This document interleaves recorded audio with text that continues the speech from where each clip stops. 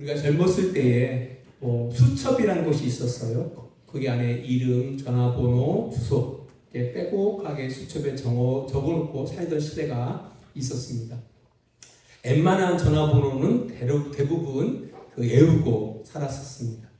근데 핸드폰이 나오고 스마트폰이 보급되어지면서 그 편리함에 이제 많이 의존하게 되어졌습니다.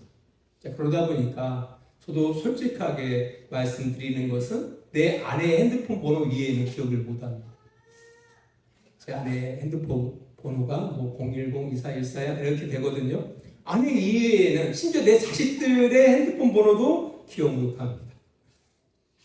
핸드폰을 의존해서 아이들의 이름을 찾아서 전화를 하고 있다는 겁니다. 당연히 전화번호를 수첩에 기록할 필요가 없기 때문에 그렇습니다. 그 편리함에 의존하는 것만큼 우리들의 기억력들이 점점 약해지고 있지 않나라는 생각을 하게 되어집니다.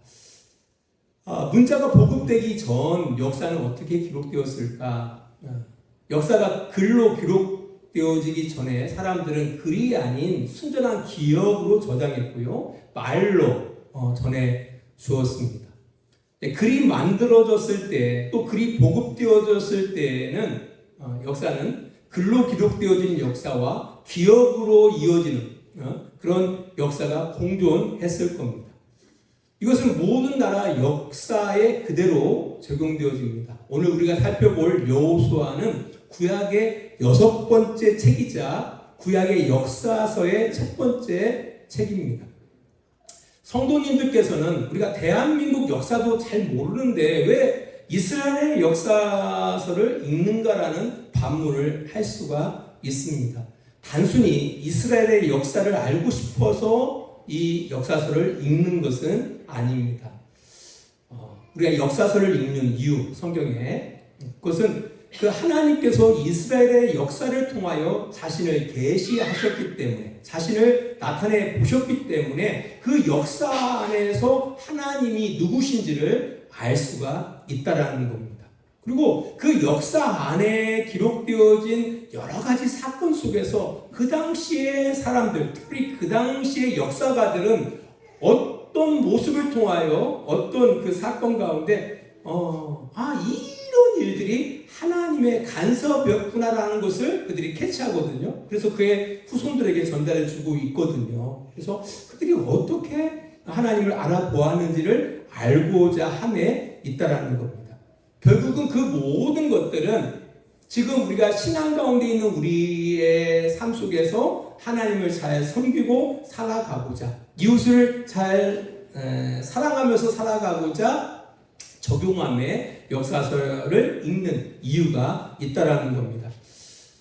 근데 우리가 역사서를 바라볼 때 먼저 가져야 할 기본적인 그 상식이 있습니다. 우리 일련이 지은 삼국유사가 있죠. 이 삼국유사.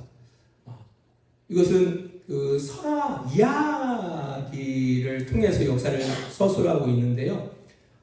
일련이 스님 아닙니까?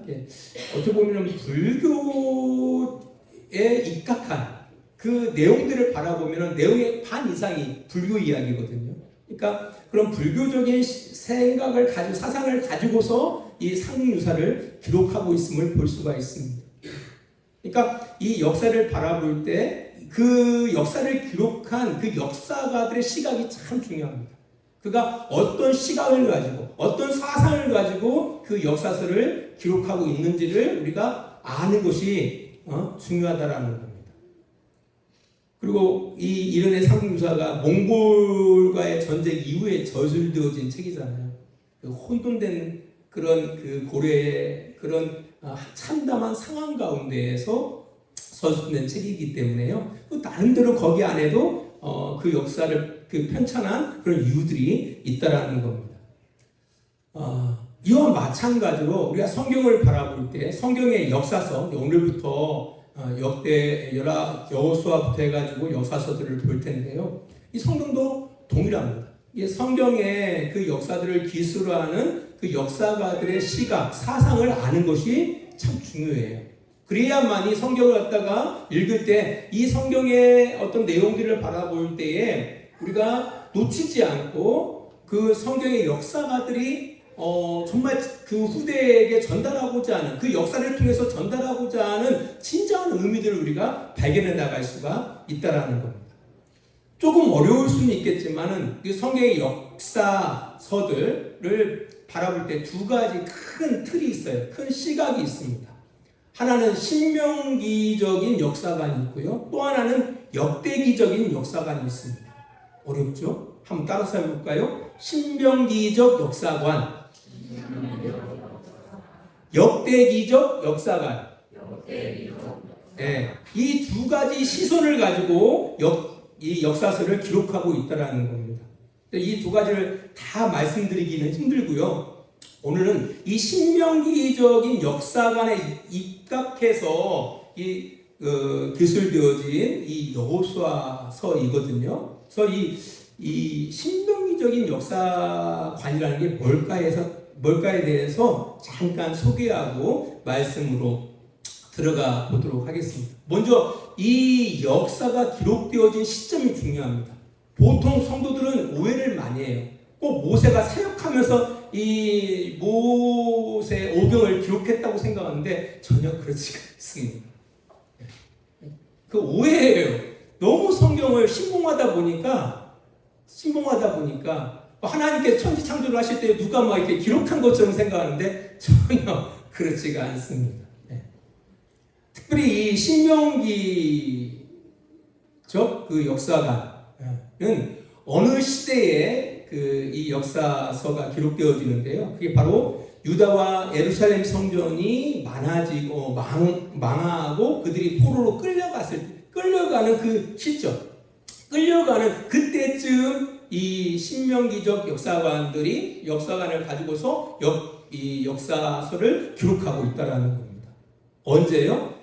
유다가 망하고 예루살렘 성전이 무너지고 그들이 포로로 끌려가요. 이쯤에 이 역사서가 기록되고 있다라는 겁니다. 꼭 기억하셔야 돼요. 이 시점이 중요합니다. 또 역대기 같은 경우, 역대기적 역사서 같은 경우는 이제 유배에서 돌아오는 그런 쯤 해가지고 그 역대기적 역사서가 기록되고 있다라는 겁니다. 이게 참 중요해요. 그래서 아무튼 신명기적 역사관이라는 것은 세 가지 특징이 있는데요. 그 중에 첫 번째가 바로 뭐냐면은 하나님과 이스라엘 간의 계약이 매우 중시 여겨지고 있다라는 겁니다. 그래서 하나님은 우리의 왕이시고 우리는 그의 백성으로서의 계약 관계를 매우 중요시하는 시각으로 이 역사서를 기록하고 있다라는 겁니다. 하나님은 우리의 왕이시고 우리는 그 하나님의 언약 백성. 이게 당연히 하나님은 우리 인생을 책임져 주셔야 돼요. 그리고 우리는 하나님의 뜻 가운데, 하나님의 말씀 가운데 살아가야 한다는 거예요. 이런 이 언약을 중시 여기는 그런 시각으로 이 역사서가 기록되고 있다는 겁니다. 두 번째 특징은 인과응보적인 역사적인 이 시각으로 기록하고 있다는 겁니다. 그래서 하나님의 말씀에 잘 순종하면 하나님께서 복을 주시고 하나님의 말씀에 불순종하시면 하나님께서 우리의 삶을 저주하신다라는 그런 어떤 사상이 흘러가고 있어요. 그러니까 순종하면 복을 받고 불순종하면 하나님께서 그 복을 저주하신다라는 약간 인과응보적인 그런 시각으로 역사가 서술되고 있다라는 겁니다. 세 번째 특징은 그 약속의 땅에 대한 그 시각을 갖다가 이야기하고 있는데요. 이스라엘 백성들에게는 땅은 매우 중요합니다. 왜냐하면 원래 이스라엘, 이 히브리 민족은 그 유랑하는 민족이거든요. 그러니까 땅 없이, 정처 없이, 끊임없이 그 목초지를 향해서 움직이는 그런 민족입니다. 그러다 보니까 어떤 정착되어질 그 땅을 얻는다라는 것은 그들에게 매우 소중한 거였다라는 겁니다. 그런 그들에게 하나님께서 뭘 약속하십니까? 땅을 약속하고 있거든요. 땅을. 근데 그 땅을 하나님께서 아브라함에게 약속하시고 있는데 그 땅을 누가? 하나님이 주신다고 약속하시고 있거든요. 이게 모든 땅의 주인은 하나님이시고 그 땅을 누가 주신다고요? 하나님이 주신다라는 겁니다. 이제 그런 어떤 시각으로 역사가 서술되고 있다라는 겁니다. 이런 큰 배경을 가지고서 이 신명기적 역사관으로 기록되어진 여호수아서로 들어가 보도록 하겠습니다. 여호수아는 모세의 죽음과 함께 시작되어집니다. 여호수아 1장 1절입니다. 여호와의 종 모세가 죽은 후에 여호와께서 모세의 수종자 눈의 아들 여호수아에게 말씀하여 이르시되라고 기록하고 있습니다. 그러니까 모세는 죽었어요. 그리고 모세를 이어서 하나님께서 모세의 종 여호수아에게 일을 맡기십니다. 어떤 일을 맡기시느냐? 우리 여호수아 1장 6절 같이 읽겠습니다. 강하고 담대하라. 너는 내가 그들의 조상에게 맹세하여 그들에게 주리라 한 땅을 이 백성에게 차지하게 하리라 라고 말씀하십니다. 여호와 하나님께서 모세의 종 여호수아에게 맡긴 일은 이스라엘 백성들을 이끌어 뭘 차지하고요? 가나안 땅을 차지하고 나누어주는 일을 맡겨주십니다. 이 말씀을 근거로 여호수아서를 이렇게 나눌 수가 있습니다. 1장에서 12장까지는 이 여호수아와 이스라엘 백성들이 가나안 땅을 정복하는 이야기가 기록되어져 있습니다. 13장에서 21장까지는 이 여호수아가 이 정복한 이 가나안 땅을 이스라엘 백성들에게 골고루 분배하는 이야기가 서술되어져 있습니다. 그리고 22장에서 24장까지는 모세와 같이 여호수아가 고별 설교로 이 여호수아서가 맞춰지고 있다라는 겁니다. 이제 끝났습니다. 여호수아서는 이렇게 마무리가 되어집니다. 근데 참 재밌는 것은요, 사실 이 여호수아와 이스라엘 백성들이 이 가나안 땅을 정복하기 위해서는 뭐가 필요해요? 군사력이 필요하죠. 그죠? 군사력이 필요하고, 또 그들 나름대로 뭐 군사가 가져야 할 어떤 사기, 뭐 이런 것들이 필요하지 않습니까? 근데 그 정복하는 그 방법이 너무 달라요. 우리 여호수아 1장 7절 말씀을 보겠습니다. 오직 강하고 극히 담대하여 나의 종 모세가 네게 명령한 그 율법을 다 지켜 행하고 우루나 자루나 치우치지 말라. 그리하면 어디로 가든지 형통하리니라고 이야기하고 있습니다. 어떤 군사력을 가지고서 그 땅을 차지하는 것이 아니라 뭐예요? 율법을 다 지킬 때, 그죠? 오직 강하고 극히 담대하여 그런 사기 충충한 마음으로 이 가나안 땅을 정복하는 게 아니라 강하고 담대한 마음으로 뭘 지킨다고요? 모세가 네게 명령한 그 율법을 다 지켜 행하면 어디로 가든지 너희가 형통하게 될 거라는 거예요. 그 땅을 차지하게 될 것이더라고 말씀하고 있다라는 겁니다.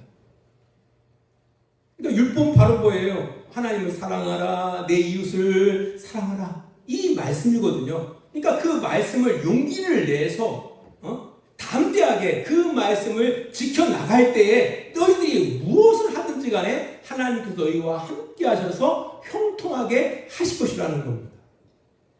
그 땅을 차지하는 그 방법이 그렇다라는 거예요. 왜 이런 말씀을 주셨을까? 앞에서 그런 말씀을 드렸어요. 여호수아서가 완성될 때, 그러니까 역사가들이 이 여호수아서를 완성할 때에 어떤 상황이었다고요? 이 유다가 바벨론에 의하여 철저하게 파괴되어지고 예루살렘 성전은 무너지고 그들은 바벨론의 포로가 되어서 온 사방에 흩어집니다. 이때 이 여호수아서가 완성되어지는 거예요. 그들은 어떤 생각을 했겠습니까? 왜 우리가 이런 비참한 신세가 되었을까? 집도 없고 나라도 없고 성전도 없는 이런 불쌍한 인생이 되었을까? 고민하지 않았을까요? 그리고 이런 고민도 했겠죠. 그럼 우리가 이제까지 어떻게 나라가 망하기 전까지 예루살렘 성전이 무너지기 전까지 우리가 어떻게 살았을까? 우리가 다른 나라에 비해서 군사력이 컸을까? 이런 생각들을 했을 거예요. 근데 생각해보니까 그게 아니더라는 거죠. 다른 민족들보다 이스라엘이 군사력이 강력해서 그들이 이 유다 땅에 머물러서 살았던 것도 아니고 예루살렘 성전이 무너지지 않았던 것도 아니고 생각해보니까 이건 하나님의 은혜였더라는 거예요. 이게 모든 것을 잃어보니까 비로소 이전에 자신들이 누렸던 것들이 자신의 힘과 지혜에 있는 것이 아니라 모든 것들이 하나님의 은혜였다는 사실들을 그들이 깨닫게 되어지더라는 거예요. 그런데 그런 상황 가운데 생각해 보니까 그럼 왜 지금 우리는 이렇게 됐을까? 이전에는 하나님의 보호하심 때문에, 하나님이 이스라엘을 사랑하셨기 때문에, 은혜하셨기 때문에, 지켜주셨기 때문에 그런 우리가 군사력도 다른 주변 국보들보다 훨씬 약했음에도 불구하고 하나님이 보호하사 우리가 안전하게 살고 있었는데, 그렇다면 지금 우리의 신세는 도대체 뭐란 말일까? 라는 분명한 의문들이 있었을 거라는 거예요. 왜? 하나님이 우리를 버리셨구나. 하나님이 우리를 버리셨구나. 하나님이 우리를 보호하시지 않는구나라는 그런 답을 얻게 되어지는 거예요. 왜 그럼 하나님이 우리를 버리셨을까? 왜 하나님께서 우리를 보호하시지 않지? 라는 그런 질문을 하게 됐을 거라는 거예요. 그러면서 뭘 깨닫게 되어집니까? 우리가 하나님을 향하여 신실하지 않았구나. 우리가 하나님을 향하여 충실하지 않았다는 사실을 깨닫게 되어지는 거예요. 그러면서 이 신명기의 말씀, 율법들이 기억나게 되는 거예요. 이 시내산의 언약, 나는 너희의 하나님이 되어지고 너희는 내게 내 백성이 되리라 하신 그 말씀이 기억되어지는 거예요. 너희들이 충실하게 하나님의 율법을 지켜나갈 때 어떻게 하신다고요? 너희는 나의 백성이 되게 하리라 라고 말씀하시고 있거든요. 나는 너희의 하나님이 되게 되리라라고 약속하고 있거든요. 그러니까 결국은 이스라엘 백성들은 이 사건을 통하여 뭘 느끼냐면은 우리가 신실하지 아니했구나라는 걸 깨닫게 되어집니다. 그러면서 여호수아를 보는 거죠. 여호수아가 이 가나안 땅을 정복할 때 그가 힘이 있어서 군사력이 엄청나서 이 땅을 정복한 것이 아니구나. 그러면 그들이 어떻게 그 땅을 정복합니까? 바로 하나님의 말씀에 충실함으로 그 땅을 정복해 나갔구나라는 것을 깨닫게 되어지는 거예요. 그래서 역사가 이게 중요한 거예요. 최근에 저도 12월 3일 날 갑자기 계엄이 선포되어지는 가운데서 깜짝 놀랐거든요. 갑자기 자고 있는데 아내가 우리 안방으로 들어오면서 큰일 났다고. 계엄령이 선포됐다라는 거예요. 그때부터 뜨는 밤을 샜거든요. 요즘은 워낙 유튜브 방송들이 좋아가지고 현장으로 실시간으로 중계를 하니까 봤어요. 가슴이 조마조마해요. 빨리 그 국회의장이 뚱뚱뚱뚱 했으면 좋겠는데 왜 이렇게 늦게까지 하는지. 그런 가운데 간신히 계엄 해제에 대한 표결이 끝나고요. 그것도 또 대통령이 받아들여야 하잖아요. 근데 또 왜 이렇게 그 받아들이는 시간이 긴지요? 근데 나중에 아무튼 이런 문제들이 잘 해결되어지면서 곰곰이 생각해 보니까 이게 정말 그때 계엄군으로 그 국회 가운데 들어갔던 이 군인들도 또 경찰들도 시민들도 참 성숙했다라는 생각이 들어가요. 그죠? 그때 투입되어진 공수부대나 특별히 707 같은 경우는 특수부대 아닙니까? 최고의 한국의 특수부대거든요. 정예부대거든요. 그들의 모습을 바라보세요. 보시면은요, 그냥 그 시민들에 의해서 일이 몰리면 이렇게 미쳐가고, 저리 가면 저리 미쳐가는 그런 모습을 볼 수가 있습니다. 전혀 의지가 없어요. 그 명령에 대해서 복종하고자 하는 의지가 없어요.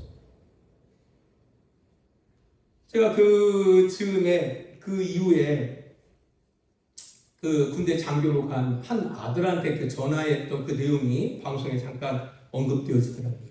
계엄이 이제 선포된 가운데 그 아들에게 그 아버지가 전화를 하는 거예요.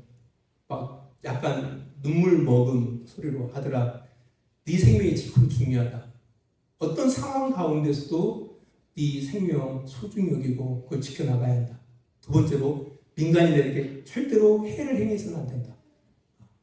그리고 세 번째로, 네 부하들을 잘 관리해야 한다라고 하면서 울먹이면서 하는 거예요. 그리고 막 그 떨린 가운데 아들이 다른 대답이 없어요. 네 하는 그런 방법을 들으면서 눈물이 나더라고요. 근데 아무튼 그런 과정을 통해서 느낀 게 바로 뭐냐면은, 그들의 어떤 성숙되어진 그런 행동들을 바라보면서 역사가 그냥 흘러가지 않았다는 걸 전 개인적으로 깨달았어요. 역사가 그냥 흘러가지 않았구나. 뭐 5.18이나 4.19나 이런 역사가 우리들한테 다 몸에 배어져 있는 거예요. 몸에 배어져 있는 거예요. 우리가 역사를 아는 이유가, 알아야 하는 이유가 바로 여러 데 있다라는 거예요.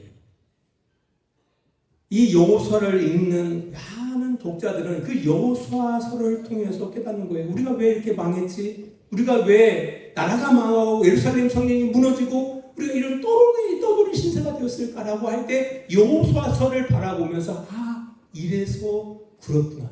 우리가 군사력이 있어서 그 땅에 살았던 것이 아니구나. 또 그 땅에서 쫓겨난 것이 우리가 힘이 없어서 쫓겨난 것도 아니에요. 왜요? 우리가 하나님의 말씀에 불성실해서 그 땅에서 쫓겨났구나라는 것을 깨닫게 되는 겁니다.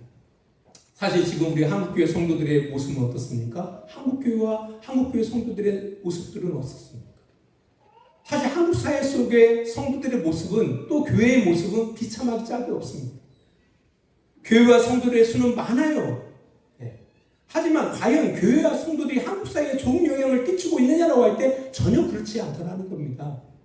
한국 사회가 한국 교회와 성도들을 바라보는 시각은 너무 안 좋아요. 너무 안 좋다는 겁니다. 어떻게 바라보면 우리가 교회에 출석하고 있다는 것이 진짜 이 한국 사회에 정말 부끄럽다라는 그런 시대 가운데 있다라는 겁니다. 왜요? 교회가 없었어요? 성도들이 많지 않았어요? 쪽수가 많지 않았어요? 전혀 그렇지 않다라는 겁니다. 그럼 문제는 어디에 있습니까? 바로 우리가 교회가, 또 교회 공동체 가운데 속한 성도들이 하나님의 말씀에 신실하지 않기 때문에, 충실하지 않기 때문에 우리가 그렇게 살고 있다라는 거예요. 사실 하나님께서는요, 한 번도 성도들의 숫자나 교회의 규모를 통해서 사회를 향하여 과시하신 적은 한 번도 없으십니다. 오히려 성경은요, 우리 교회와 성도들을 향하여 가루 서말 속에 살짝 섞여 넣어진 누룩으로 말씀하시고 있다라는 거예요. 우리는 섞어진 누룩으로 존재하고 있다라는 거예요.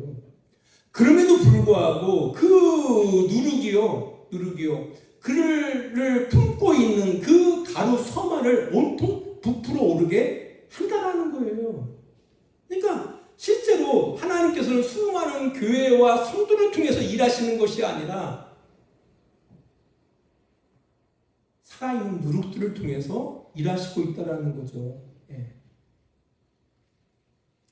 그래서 정말 누룩의 어떤 성질을 충분히 발휘할 때 비로소 이 사회를 향하여 교회가 교회로서의, 또한 성도가 성도로서의 역할을 담당해 나갈 수가 있다는 거예요. 그 누룩의 누룩되어짐은 바로 하나님의 말씀에 대한 충실함에 있다는 거예요. 저는 기대하기를 우리 주양교 성도님들이 누룩들이 되시기를 바랍니다. 밀가루가 되지 마세요.